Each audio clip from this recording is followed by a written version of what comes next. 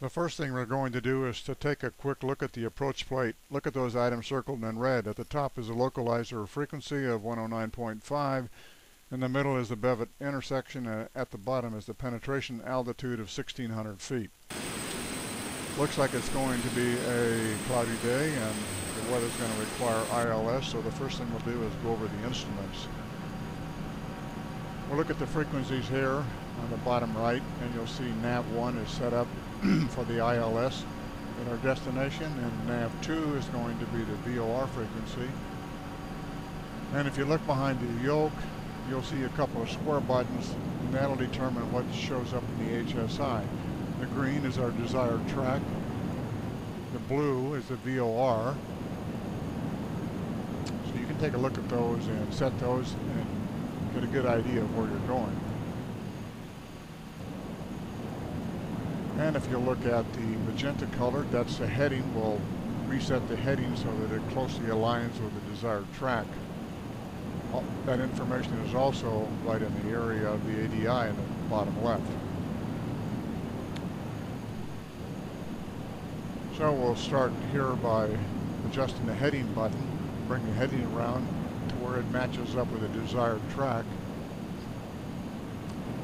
And you can see down there that the heading changed as we move the button.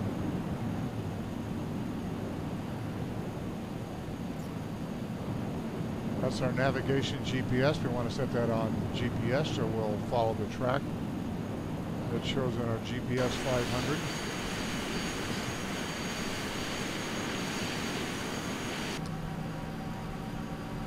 Rain is starting to come in on us. Turn our lights on. We'll check the engine instruments.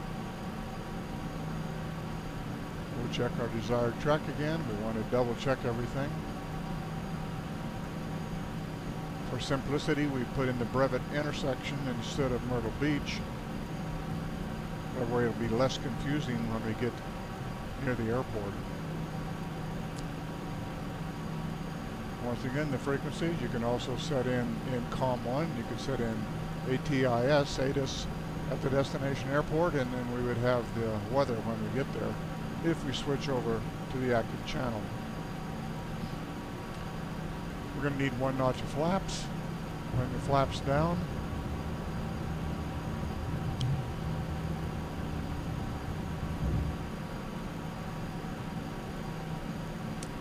Bring our altitude to 6,500 by rotating the ALT button. And you can see we've got that set at 6,500.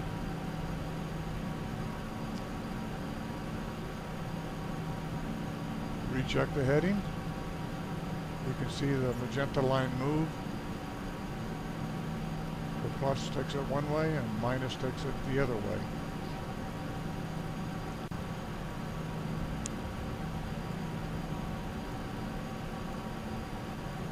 And we could also set up our speed control.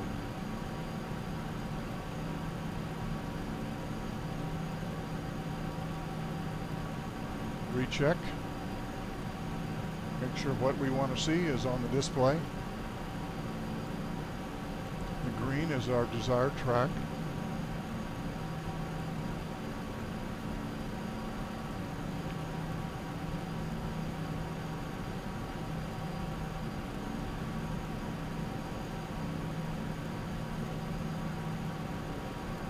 Course button is the first large round knob. We can set the speed button to, say, around 330. So we won't get into overspeed too quickly. We'll set that up so it'll be ready to initiate once we get in the air.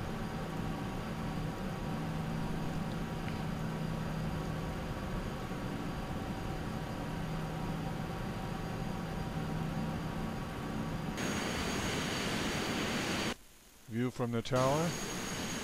Doesn't look like things are going to change around here.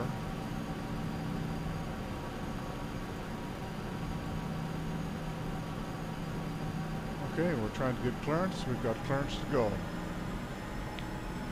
As soon as we become airborne, bring the gear up, bring the flaps up, Start making a left turn to get on track. Actuate the autopilot. We're looking for about 140 knots now. When we get 140 knots, we can rotate.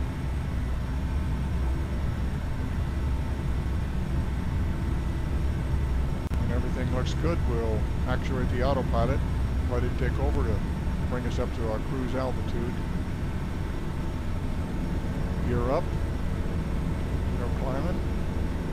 Maintain a steady rate of climb. Bring the flaps up. Start to turn into our heading. We'll try to roll out on the heading. At any time we can initiate the speed control, the autopilot. The altitude is preset.